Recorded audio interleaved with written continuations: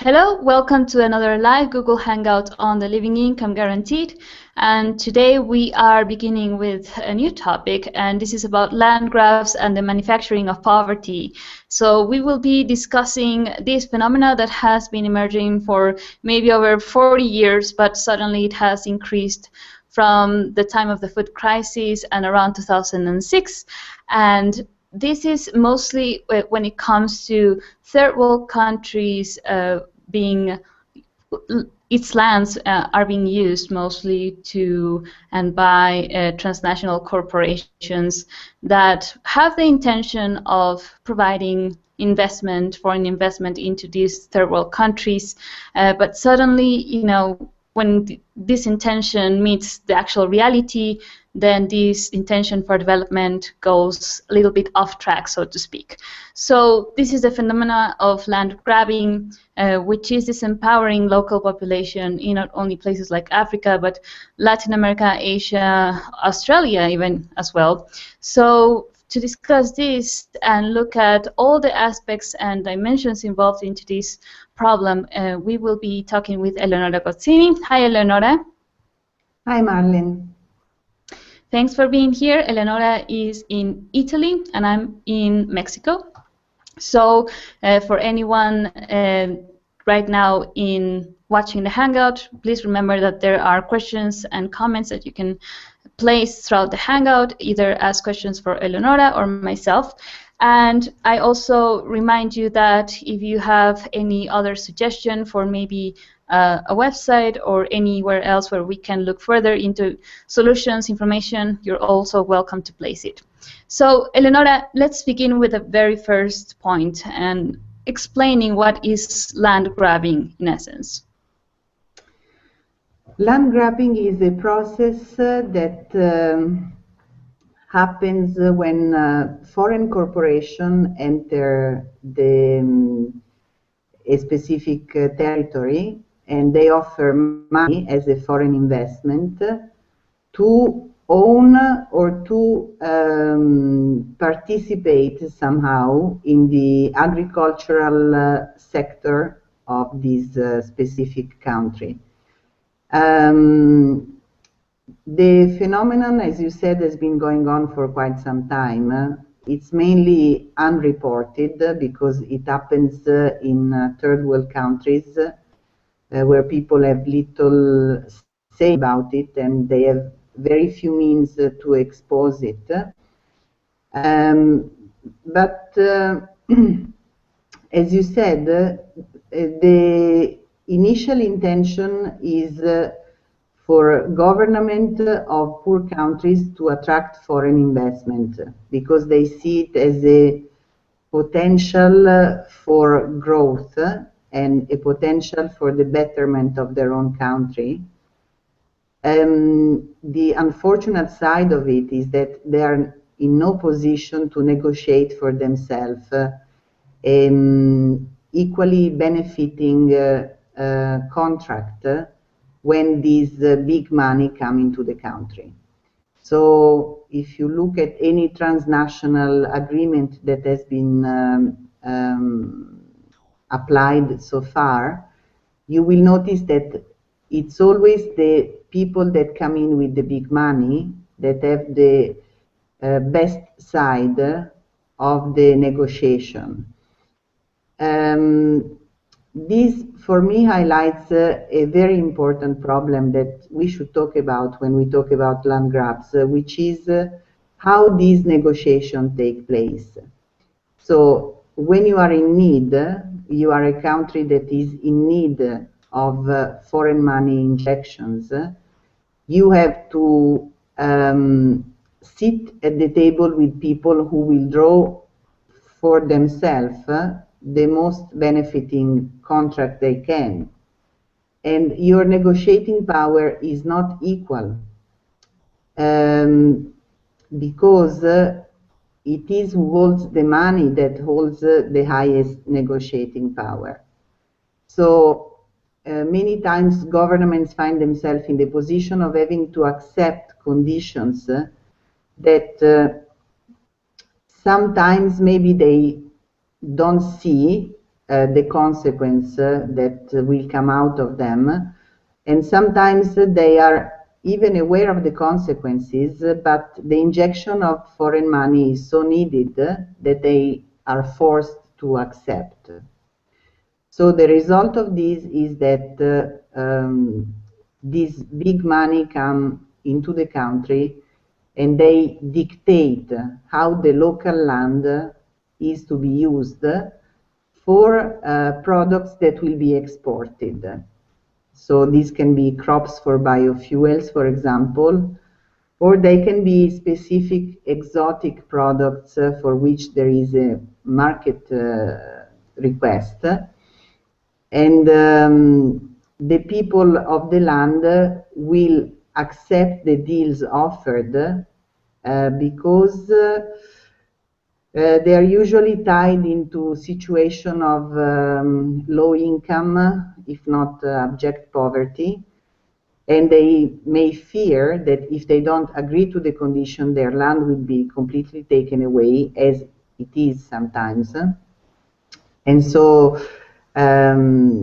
they just accept conditions that are not favorable to them. Due to, as we said, the fact that their choices are limited, because as we understand, our choices are limited by the money we have at the moment.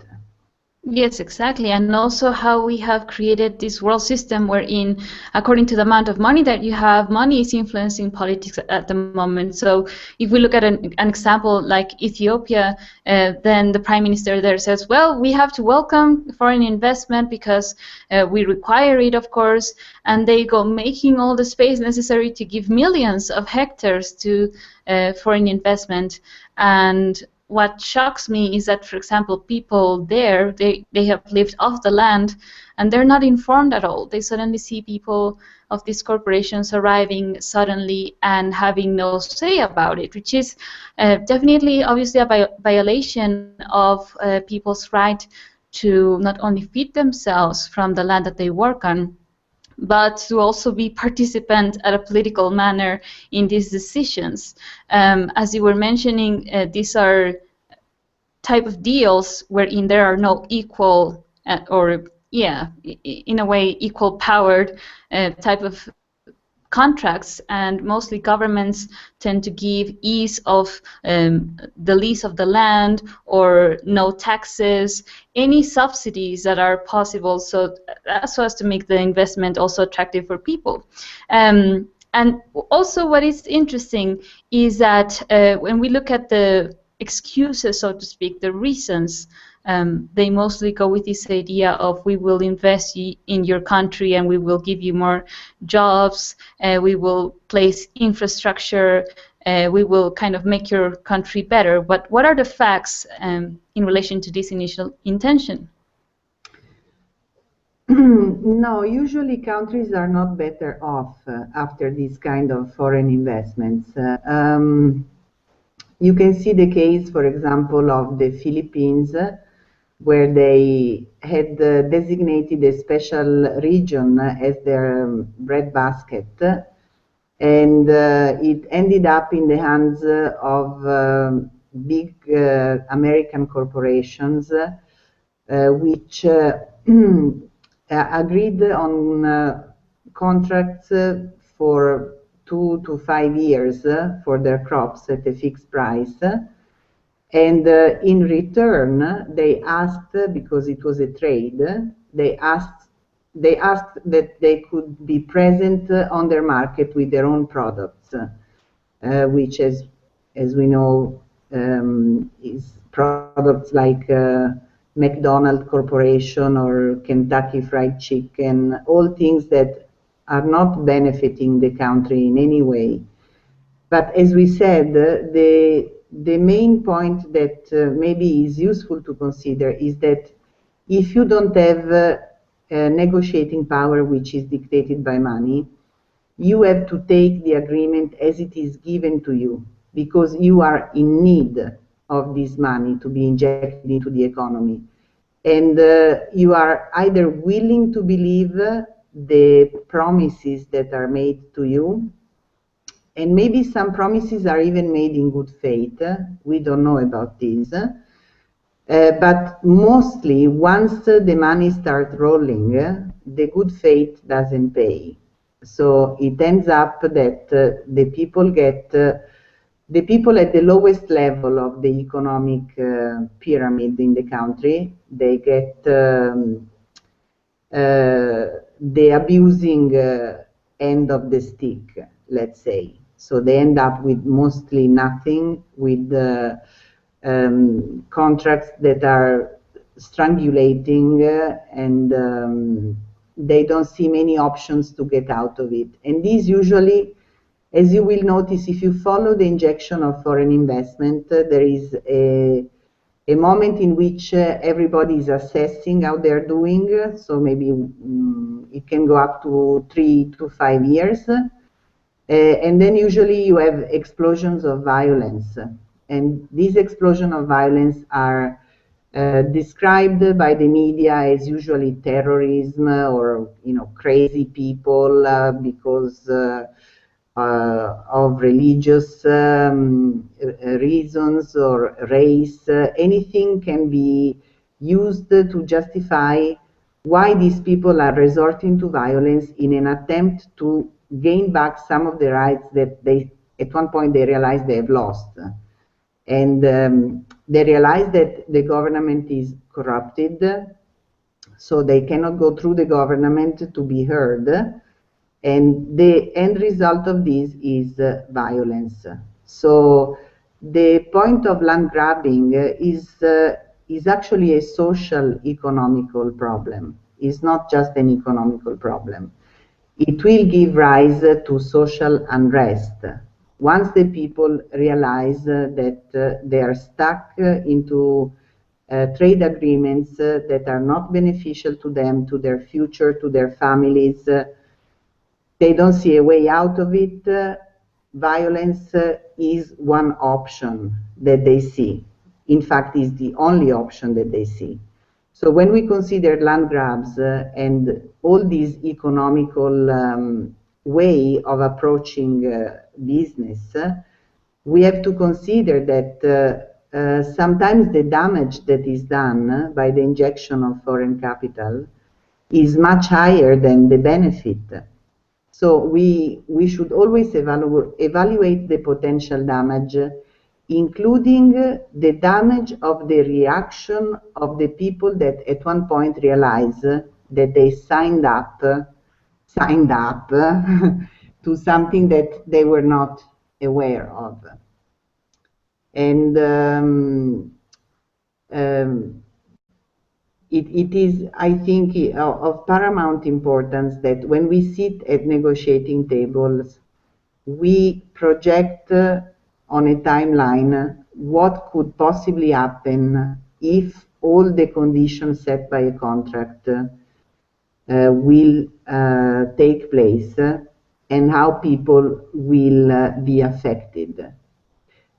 Sometimes what happens is a sort of disconnection between the people that are very high up negotiating trade agreements and the people that are very down below experiencing the trade agreement on their skin. So one way for sure would be to have the people at the bottom, at the receiving end of the trading agreements, sitting at the discussion tables.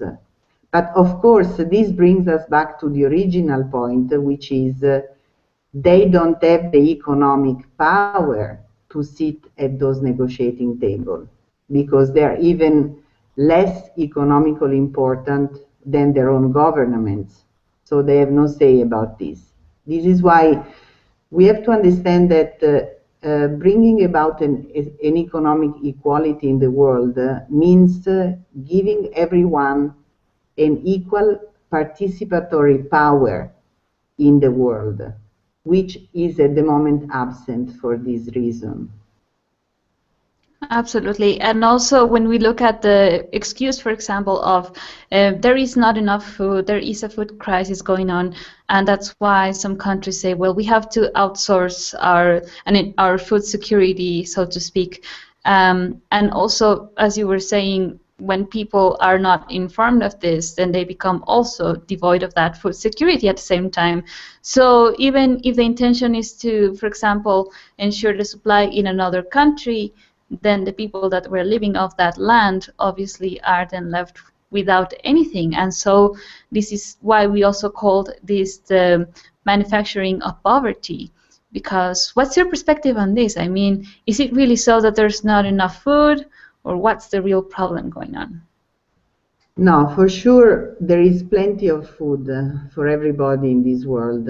If you just consider how much food we waste in each of the first world countries every day, you can see that the food is not a problem. The problem is a problem of distribution, and is a problem of distribution, in this case, of opportunities. If you go to another country and you grab their land, their opportunities to make it and to have enough to eat exponentially decrease. So if we could rethink this world from the start, of course, the best way to manage a world where all of us have to live would be a global way of management of the food resources. That would be the best way because it would ensure the least waste possible. Alternatively, for the place where we are at the moment, we have to ensure that each country has enough to satisfy their own internal needs. So, if I am a foreign investor and somebody asks me to come and inject money into their country, in the agro business, for example, what I have to realize is, because I am in the best position to realize this, the other people are not in the equal position of seeing all the dimension of the problem. So if I want to go and grow crops for biofuels, for example, which is not a necessity because we have already available so many alternative ways of producing energy. Many ways. Even in Italy, we have people who have found ways to, with a small hydrogen fueled engine, they can make any house self-sustainable. But of course, we don't promote these solutions because there is the problem of the oil business and all the other things that are going around the energy point.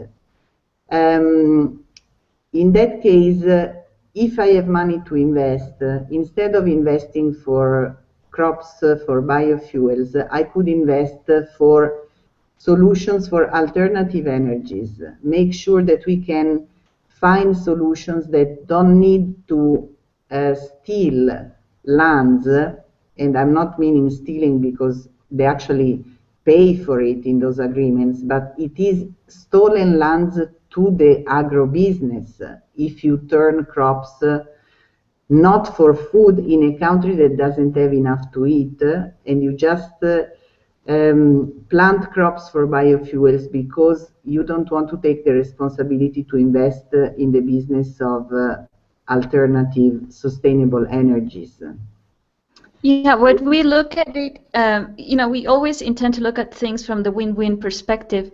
And if we look at, for example, changing even the type of crops that are in a certain land, for example, they, with the transnationals coming in, sometimes they're changed into sugarcane only to create biofuels and so forth.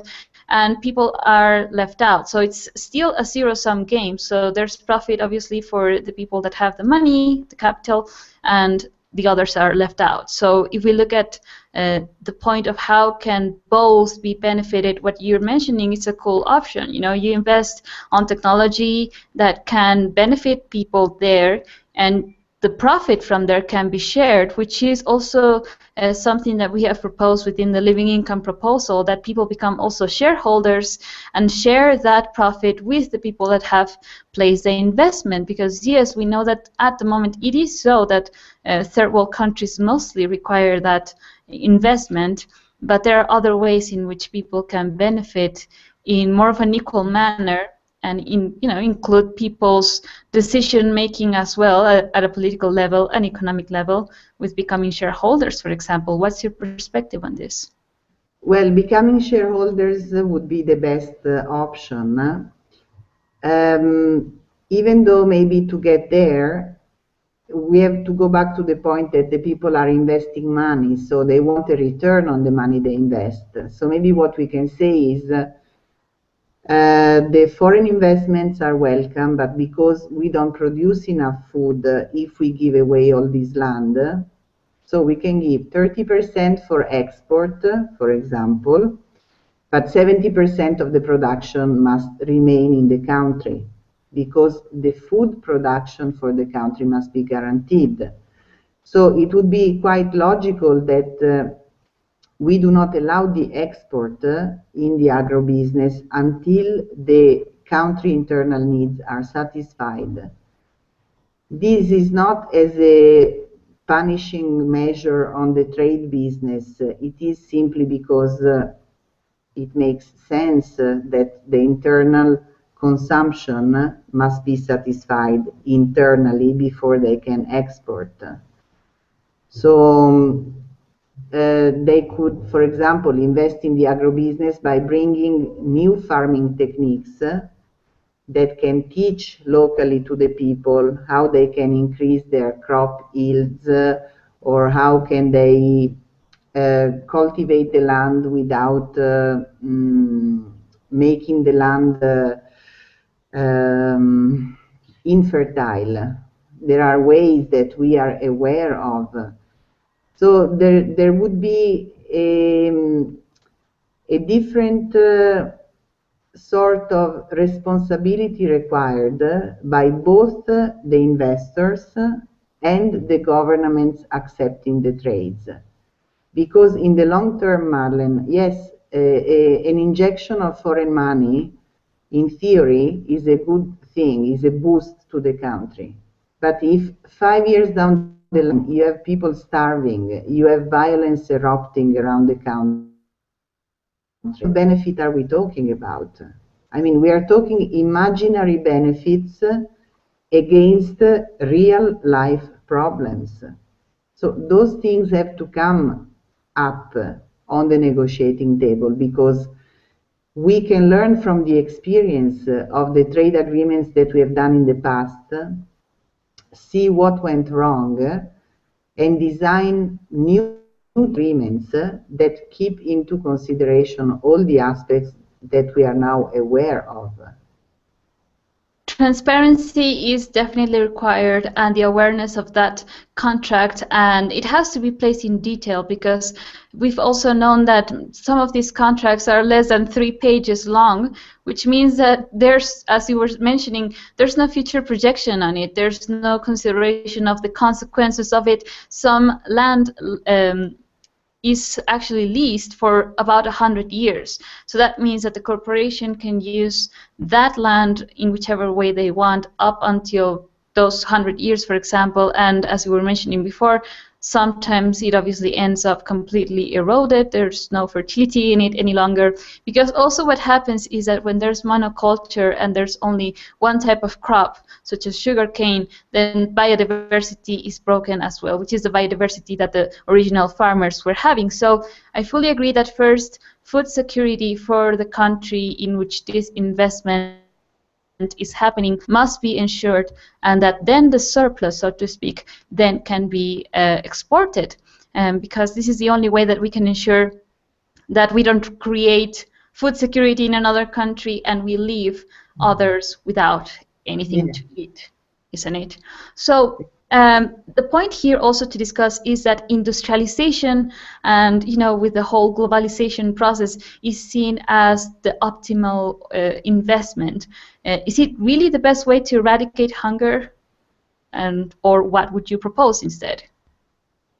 Well, we have done industrialization so far, and our problems with hunger and famine have increased. So many of the economic theories that we have, or social engineering theories that we have, and we have actually tested out and we failed, and we insist on them, they're kind of puzzling, you know. It's like they're already self-explanatory.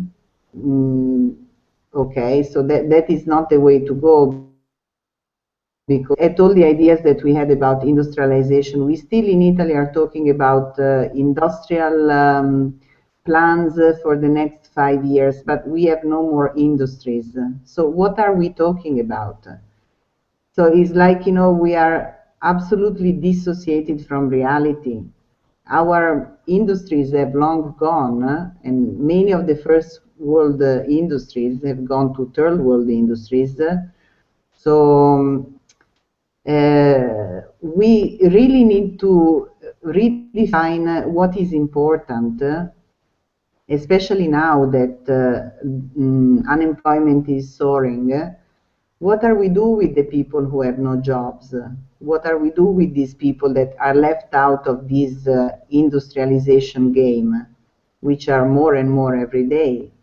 And the same is happening to farmers. You know, the other day I was watching a documentary in Italy of a farmer that was crushing all his pears because they offered him 20 cents per kilo.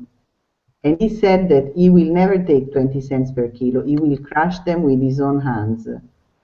Now, you can understand that all these things are coming up because people are just coming to the end of their tether. They are just too tired to even consider any solution. So imagine how much of what we grow in Italy goes wasted due to the way the European market works.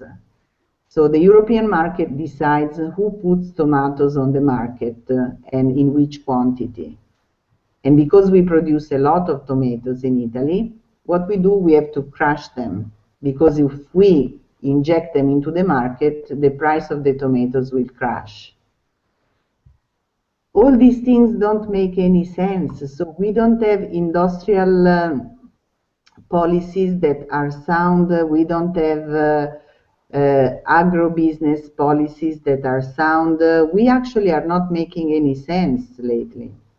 So the same that happens in first world countries happens in third world countries in different ways, right? They are struggling with their land. We struggle with what we grow. So we have too much to inject it in the market. They have nothing to eat. So it makes no sense. So the point of redistributing production could be brought up as well when we look at how come some places are still in extreme poverty and are experiencing hunger and famine. And the point of not creating those situations through those transnational agreements that only benefit one side, it seems the most logical thing, because that is one thing that we can do at the source to not create the problem. And we are still in time to correct the problems that we have created so far. Exactly, that's a very important aspect, to not see everything as, you know, everything is lost.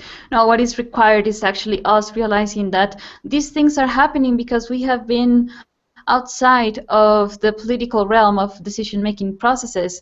And so, as you were mentioning, at the moment, yes, politics and economics is not entirely matching reality itself. So what needs to happen is ourselves becoming the political force that can actually make decisions. Like, for example, what you were mentioning on the tomato situation in Italy and Europe specifically, right now that's ongoing because of the sanctions toward Russia, and a lot of food is being wasted, and it really doesn't make sense because there's 1 in 8 people that don't get to eat each day. And then you see people being, people, but also food being crushed in some other country, and it's like, okay, yes, we are not making any sense, so we have to make sense of this world. So let's get on with the solutions, Ele. What are the basic aspects that we can foresee and place here as ways to solve this problem? We know that there are many variables, dimensions to it. What are the solutions? What do you propose? I always see the living income guarantee as a solution, because if you have enough to live, now imagine the farmers in the countries where land grabbing is happening, okay? Many of them actually sign up for contracts with big corporations. They're not forced, some of them are, but many of them are not. They're not forced at gunpoint. They're offered the contract for their crops for 5 years, for 10 years. They accept because those contracts represent their living security. So to have some peace of mind, they sign up for things that are not favorable to them. But everybody says, well, this is better than nothing. But if instead of finding yourself in the position of having nothing, you find yourself with something that guarantees that you have a life, when people come to you and tell you, look, this is better than nothing, you can reply, but actually, I have something.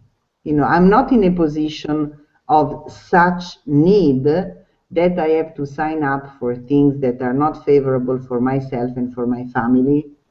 I don't want to grow monocrops because they are not useful for the land. People can start to make decisions. Having a living income guaranteed would mean having more access to choices that at the moment some people do not have. So for sure, this is always a very easy solution that comes to mind that can be implemented, because we just need to decide that what is valuable on this planet is life, and support it. If we are talking about what can be done at the government level, as we said, government need to become more responsible when they sit at a negotiating table. Even though, as we said, this responsibility sometimes goes hand in hand with having equal negotiating power, and this equal negotiating power comes with equal economic power. This is why when we talk about the situation in the world, it is very important that we understand that leaving some countries in a position of economical inequality, it's actually a point of abuse itself. Because when you don't make people equal in their ability to negotiate benefits for themselves, someone will always end up with the losing end of a negotiation. It is just the rule of the game. So we have to consider why we are keeping some countries in this position, because this is deliberate. And we need to correct this point to become equal participant in the world. We don't know what we are missing out from these third world countries that they could contribute, because of course, as they don't have equal negotiating power, they don't even have the equal possibility to contribute to a world that is different. So we are actually creating a situation of much loss for ourselves, that we don't know what we are missing in human potential by keeping some at a lower level compared to others, so that we can enforce agreements that would otherwise be unacceptable. Yeah, developing an equal stance is so important here, because also it is like, we believe that colonization is gone, that slavery is gone, but no, they're all contained precisely in what we're talking about right now as land grabbing. Now there's forms of contract, but where there's not equal negotiation, not equal benefit embedded within them. So what you say here is precisely, first of all, guaranteeing people's not only food security, but being able to live in dignity with all that is required for that. And within that, obviously, you will not be at the end of the position of having nothing and then say, yeah, let's go for it, whichever I can sign to get money, because that's how we have mostly created these kind of environments and conditions where in these kind of deals are contracted. So we definitely have to empower each other at an economic and political level, which is also what living income as a proposal is, not only giving money to people to empower them economically, but also politically. What about the policies and these land leases? What would you say is required to ensure that they work in a win-win situation? Land leases that are longer than 2 years should be unacceptable. You know, every 2 years you would need to reassess the situation. Consider that if it is true that those deals are designed to be beneficial for both parties, every 2 years the weakest party of the deal would find themselves in a better position to negotiate, right? So you don't want to drag them for 100 years when even their children will be dead before they can renegotiate their contracts. On the other hand, the ownership of the land is a very old dispute. We had a saying in Italy that the land belongs to those who work it. Yes, same here in Mexico with Zapata. The same exactly with the revolution. But it wasn't that way because, you know, we had feudalism for a long time where actually the land belonged to a lord, and the lord gave it for work to people who had to pay him back maybe up to 70% of their crops, plus taxes and plus a lot of other things. So there is something like in our collective unconscious, there are both models. There is the model where the land is owned by those that have the most money, and there is the model of the land is owned by those that work it. It would make sense that the land is owned by those that work it because that is where the real value is, because they're putting in the work to make the land produce something. So the problem of ownership of the land is a very big problem. What we could say is that maybe if we stopped ownership completely, for sure the ownership of people who are not directly involved in the land, but we could grant the people who are working it as a government, you know, to end all disputes, you could return all land to governments, which means the land is public. And then you could rent it out for work to the people who actually work the land. So not having a specific ownership of the land, in theory, would be the best way, because then land could be transferable to the people willing to work it. But the point is that, of course, now, because many people with a lot of money have taken for themselves a lot of land, now the desire of everybody to own their piece of land exists. So the people who have been on a land for a certain number of years, for example, in Italy, they automatically own the land. I don't know if this is the same in Mexico. If people have worked the land for a certain number of years and they apply for it, the ownership is automatically transferred to them. I don't see this as a point that is negative. You know, at this stage, given that the game is already fixed in a certain way, we could guarantee that the people that are on a land working it own it, so that they could feel that their livelihood is guaranteed. And by the same token, guarantee a piece of land to everybody in the country that is their own piece of land, so that their livelihood could be guaranteed by working the land. Even though this option might not be preferable to everybody, and then you would have another problem, Marlen, which is, okay, I don't want my piece of land, I want to sell it. So then you go back to the problem of selling the land, and somebody gets bigger pieces of land. So The problem of land is a very big problem to discuss, but for sure those who are working it and they are applying themselves to it, it should be guaranteed their right to use it for a certain number of years. That guarantees the livelihood of themselves and of their family if they want, otherwise return it to a central safekeeping. Let's not call it government, because otherwise people It's collective administration, isn't it? It should be like that. Exactly, because actually land should belong to everybody, right? It should be public, should be a public ownership of everybody. And then those that are busy working it could just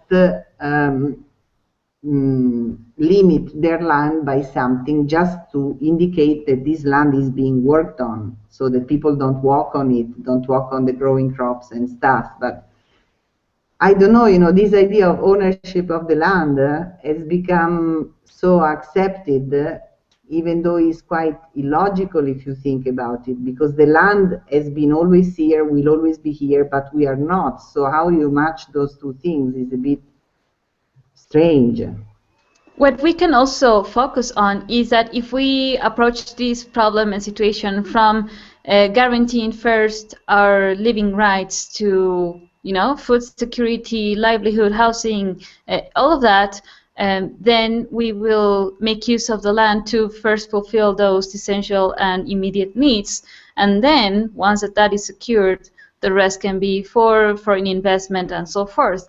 So in that, even the notion of property doesn't even have to become like the nitty-gritty problem, but rather just focusing on, okay, if this land can provide food for this amount of people, then let's use it for that. Let's ensure that the people in this country are being properly fed, because there's a lot of undernourishment in places wherein the most resources are, which is mostly third world countries, which doesn't make sense. I mean, we've seen farmers that even commit suicide, for example, in India, because they're not even allowed to eat from the food that they grow.